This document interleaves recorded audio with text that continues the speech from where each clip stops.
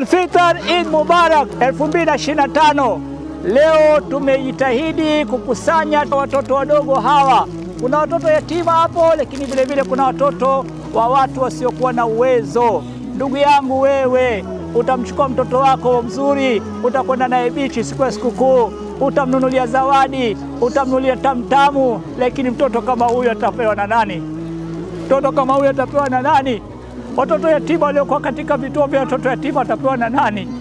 Ndugu yangu, tujitahidi mimi na wewe tuwasaidie hawa.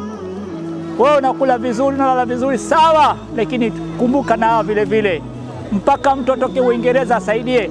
Fanya ndugu yangu, utoa kwa ajili ya Mwenyezi Mungu.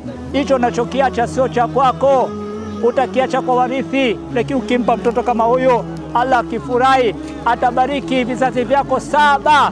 Lakini vile vile atakuongezea mali yako, atakuongezea umri wako, lakini atakuwezesha kuweza kufanya kazi zingine.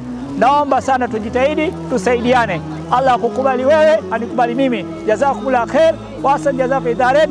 Shukran.